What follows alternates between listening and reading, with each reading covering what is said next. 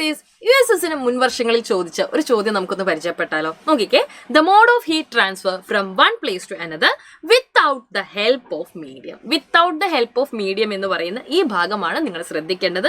മാധ്യമത്തിന്റെ സഹായമില്ലാതെ താപം ഒരിടത്തു നിന്ന് മറ്റൊരിടത്തേക്ക് പോകുന്ന രീതി ഏതാണ് എന്നാണ് ചോദിച്ചിരിക്കുന്നത്. 3 രീതികളാണ് നമുക്ക് പഠിക്കാനുള്ളത്: ചാലനം കണ്ടക്ഷൻ, സംവഹനം കൺവെക്ഷൻ, വികിരണം റേഡിയേഷൻ. ഇതിൽ ആദ്യത്തെ 2 നിങ്ങൾ നോക്കിക്കഴിഞ്ഞു കഴിഞ്ഞാൽ ഇവിടെ 2 നമുക്ക് എന്തുണ്ട്? ഒരു മാധ്യമം ആവശ്യമുണ്ട്. എന്നാൽ വികിരണം എന്ന് പറയുമ്പോൾ the mode of heat transfer from one place to another without the help of a medium ആണ്. അപ്പൊ സൂര്യനിൽ നിന്നൊക്കെ എന്ത് ചെയ്യുന്നുണ്ട്? താപം നമ്മുടെ ഭൂമിയിലേക്ക് എത്തുന്നുണ്ട് അല്ലെ? അതൊക്കെ എന്ത് വഴിയാണ്? ഈ റേഡിയേഷൻ അഥവാ വികിരണം വഴിയാണ്.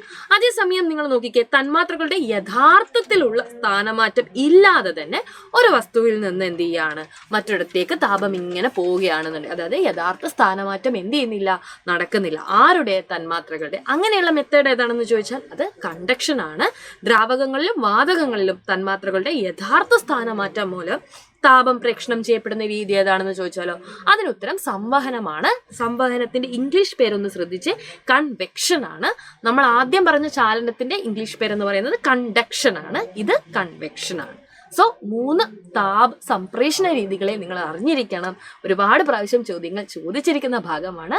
അപ്പോൾ നമുക്ക് എന്ത് ചെയ്യാം? കൂടുതൽ കാര്യങ്ങളൊക്കെ ലൈവ് ക്ലാസ്സസിലൊക്കെ ആയിട്ട് ഡിസ്കസ് ചെയ്യാം. മറ്റൊരു വീഡിയോയിൽ കാണാം. ബൈ.